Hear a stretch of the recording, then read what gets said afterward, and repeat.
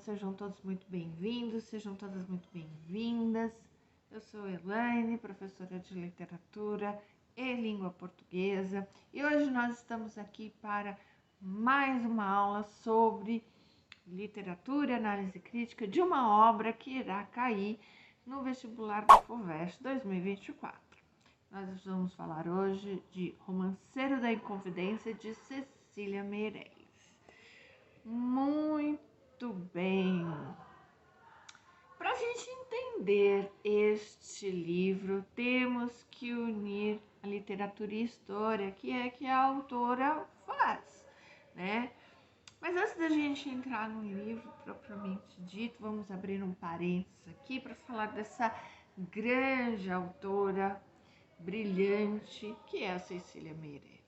Que ela viveu no Rio de Janeiro de 1901 a 1964. A publicação dessa obra se dá em 1953. Cecília, nós estudamos normalmente na segunda geração modernista, que vai de 1930 a 1945. E esta obra foi publicada um pouco depois, tá? E o que a gente tem que observar nessa obra? A aliança entre a história e a poesia, que eu já havia dito, né? É a história da Inconfidência Mineira, que se deu em 1789. Então, essa história vai se passar em Vila Rica, hoje Ouro Preto, né? E se falando de Inconfidência Mineira, a gente traz à tona aí a figura do Tiradentes. E a gente tem que aí observar um aspecto muito importante, que é a cristianização de Tiradentes. Essa aproximação que tem com a imagem do Cristo, a imagem que se faz, né, de Tiradentes com a imagem do Cristo, o Calvário, o sacrifício, né? Então vale aqui vocês darem uma estudadinha ali na figura do Tiradentes, né? Como essa figura foi construída e contada, o fato de Tiradentes vir a Marte, aquele que foi o sacrifício pelo povo, né? A imagem que temos do Tiradentes, que muito se aproxima da figura que temos de Jesus, né? É a figura que se aproxima muito da figura de Jesus. Será que ele tinha aquele mesmo aspecto de Jesus e foi ao sacrifício pelo povo, virou Marte, né? Eu não vou entrar no mérito histórico, tá? Porque senão esse vídeo vai ficar muito longo e a gente vai sair um pouquinho do aspecto literário da obra da Cecília Meirelles, mas vale aí a reflexão e a leitura e a releitura, né, deste período histórico do Brasil, tá certo? Como que foi escrito este poema? Qual é a forma do poema, não, desta obra? É um romanceiro, né, que são poemas associados à história. Predomina a redondilha maior, que são os versos de 7 sílabas poéticas, que são muito musicais, né, e mais fácil da gente gravar. Versos com rimas e, em menor frequência, versos brancos, aqueles que não têm rimas, né? O uso de refrões, a recriação poética da Inconfidência Mineira, o eu lírico de caráter coletivo. Como é isso, né? Salvo na fala inicial, que é um capítulo inicial, que se chama Fala Inicial, e o segundo, que se chama Cenário, o restante a gente não consegue identificar um eu lírico. É como se o povo estivesse falando, contando essa história, tá? E isso é uma característica muito peculiar desta obra. O assunto, que é ouro, a traição, que são os delatores, os X9 do rolê lá da Inconfidência, né? Que teve bastante, e os inconfidentes propriamente dito, tá? Nessa obra vai aparecer o Tomás Antônio Gonzaga e a sua esposa Juliana Mascarenhas. Lembra Tomás Antônio Gonzaga? Marília de Dirceu. Lembram-se? Se você ainda não assistiu o vídeo da aula de Marília de Dirceu, assista, eu vou deixar o link aqui na descrição. E esperem por uma questão na FUVEST que citem essas duas obras, que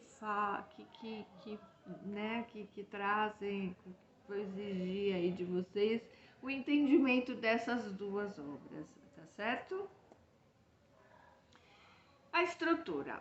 A obra está dividida em 5 partes. A primeira parte, foi publicada em 1953, começa com uma fala inicial, como eu já havia dito, em que o narrador introduz a história e faz reflexões sentimentais acerca do tempo, com foco na Inconfidência Mineira. Em seguida, ele apresenta o cenário mineiro e fala sobre a ambição em torno do ouro, lá de Minas Gerais, né? É contada a história da donzela assassinada pelo pai com um punhal de ouro. Também são relatados fatos referentes à morte do revolucionário Felipe dos Santos. É um dos inconfidentes, né? Felipe dos Santos. Além disso, menciona-se a situação dos negros escravizados. É feita referência à lenda do Chico Rei. Chico Rei foi um monarca africano nascido no reino do Congo e chamava-se originalmente Galanga. Sua história é contada pela tradição oral de Minas Gerais e não se tem certeza se ele é uma figura histórica, realmente ele viveu, ou se é uma lenda, tá? E utilizam-se vários versos para falar de Chica da Silva, grande Chica da Silva, que não é lenda, Chica da Silva realmente existiu, né? Então, eu vou ler um trechinho para vocês do cenário, para vocês entenderem um pouquinho essa primeira parte. Passei por essas plácidas colinas e vi das nuvens silencioso o gado passear nas solidões esmeraldinas.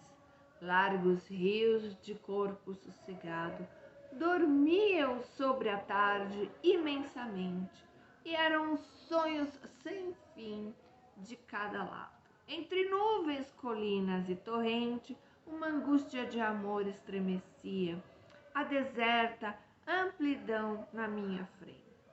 Que vento, que cavalo, que bravia, saudade me arrastava a esse deserto, me obrigava a adorar o que sofria.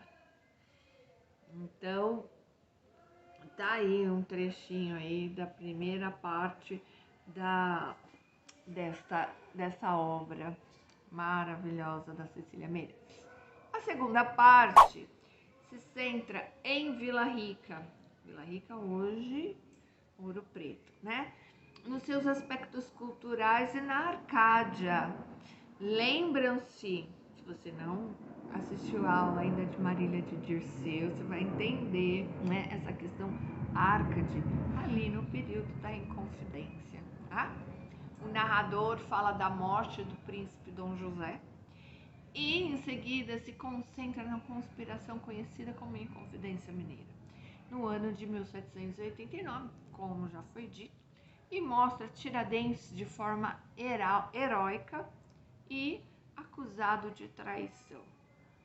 Fala-se do delator Joaquim Silvério e são contados os fatos ocorridos em maio de 1789, como a perseguição a Tiradentes, que estaria fugido, né? Sua prisão e a de outros inconfidentes. Também são mencionados inconfidentes menos conhecidos, como Vitoriano Veloso e o fazendeiro Francisco Antônio. Mas a obra também fala de muito dos delatores, das testemunhas falsas e dá a entender que Tiradentes foi usado como bode expiatório, como a gente pode observar nesses versos que eu vou ler para vocês agora. Calem-se os apadrinhados, fujam parentes e amigos, Contaremos essa história segundo o preço que paguem, e o mais fraco escolheremos para receber por todos o justo exemplar castigo. Também relata a situação do padre Rolim, que foge e é perseguido por estar envolvido numa perseguição, tá certo? Então a segunda parte é isso aí. Já na terceira parte, o narrador menciona Cláudio Manuel da Costa, que é preso, morre enforcado, supostamente em um suicídio. A gente sabe que não foi suicídio, não é mesmo? Como resultado da sua morte, o delator Inácio Pamplona mostra a cara alegre no dia 4 de julho. Por fim, o narrador se refere à sentença dos inconfidentes acusados. E lá vai o Márcio andando, a caminho de seu enforcamento. Vou ler para vocês agora um trechinho dessa terceira parte. Que fugisse, bem lhe dissera o embuçado, que não tardava a ser preso, já que estava condenado, que os papéis queimasse-os todos. Vede agora o resultado. Mais do que preso, está morto numa estante reclinado e com o pescoço metido num nó de artilho encarnado. Não é uma linguagem muito acessível a nós, né? Ela tem uma linguagem que já fica de difícil entendimento por conta tanto da estrutura como do vocabulário usado, não é? Por isso que existe a professora aqui para ir falando o que está acontecendo na obra, não é? É isso aí.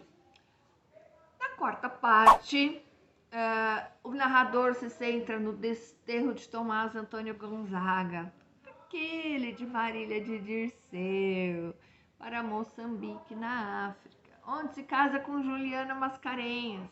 O narrador também fala de Alvarenga Peixoto, casado com Bárbara Eliodora, e pai de Maria Efigênia.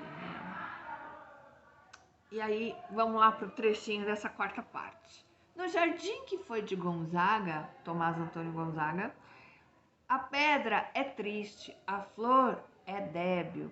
Há na luz uma cor amarga, os espinhos selvagens crescem. Única sorte dessas árvores, destruídas de primaveras secas, na seca da terra ingrata, que é uma cinza de inúteis ervas, solta sobre os pés de quem passa. Muito bem, então aí a citação, né, do Tomás Antônio Gonzaga. Por isso que eu falo para vocês, tem que estudar Marília de Dirceu, que é escrito por Tomás Antônio Gonzaga. Ele conta a história dele e da Doroteia, e que é a Marília, e ele é citado aqui. Então, esperem uma questão que vai falar aí do Tomás Antônio Gonzaga, com certeza, gente. Olha, se eu errar muito, mas tá parecendo aí que vai ter uma questão aí sobre essas duas obras, né? O encontro dessas duas obras, tá bom? Na quinta parte, o narrador então finaliza o livro, né, em que descreve a Marília do Dirceu, já envelhecida, além de falar de Maria I, rainha louca, e sua morte. Por fim, enaltece o imenso tempo.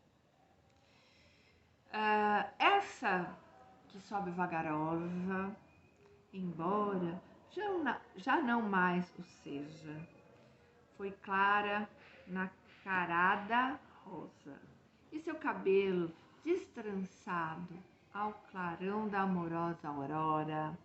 Não era esta prata de agora, mas negro veludo ondulado. a que se inclina pensativa, e sobre a missa os olhos cerra. Já não pertence mais à terra, e só na morte que está viva.